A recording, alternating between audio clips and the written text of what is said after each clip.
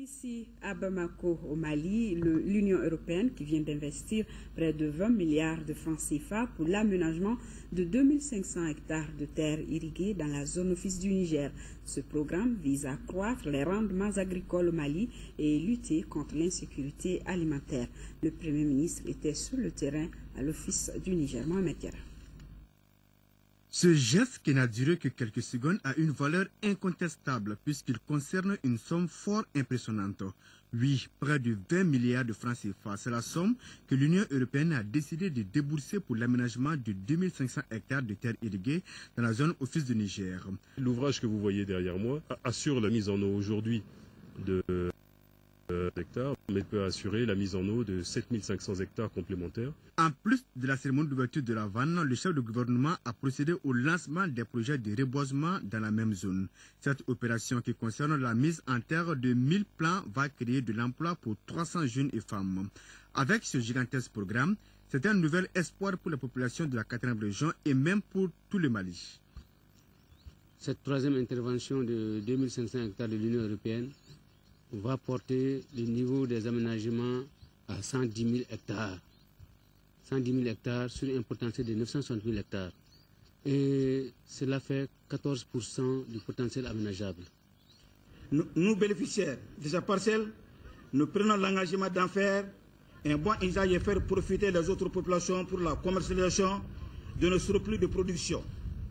Avec ces terres, ce sont 2256 familles qui verront leur propriété foncière augmenter. C'est la raison pour laquelle les populations de la commune rurale de Pogo, par la voix du maire, ont réitéré leur remerciement à l'Union européenne. L'Union européenne, en 3 décennies, a aménagé plus de 5000 hectares de périmètres irrigués et elle ne compte pas s'arrêter en si bon chemin. Ce nouveau périmètre demande une gestion méticuleuse.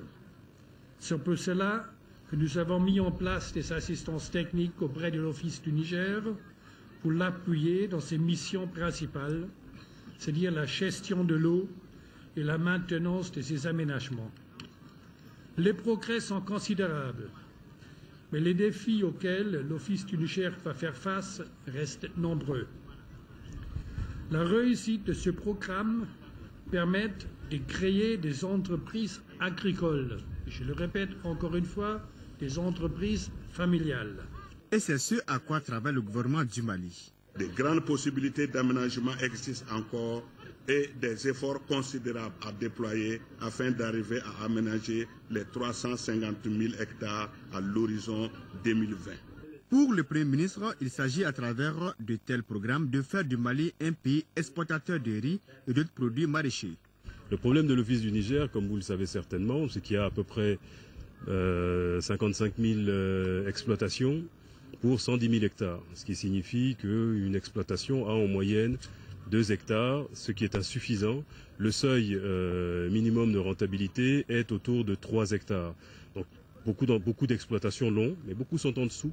Il faut que nous les portions à ce seuil dans un horizon acceptable, parce que c'est à ce prix-là qu'elles peuvent accéder à la rentabilité, donc à la stabilité, et que les objectifs de lutte contre la pauvreté peuvent être atteints. Au-delà des objectifs de lutte contre la pauvreté, ceux de sécurité alimentaire à l'échelle de l'ensemble du pays. Si vous ne faites pas du riz de façon rentable, vous ne pouvez pas dégager des surplus, donc vous ne pouvez pas les mettre à la disposition de ceux qui ne sont pas sur le casier. Donc l'enjeu premier, c'est celui-là, et ce périmètre y contribue. Au-delà, le périmètre permet l'installation de nouveaux exploitants, et c'est une excellente chose, c'est ce qui va permettre de conforter la sécurité alimentaire du Mali.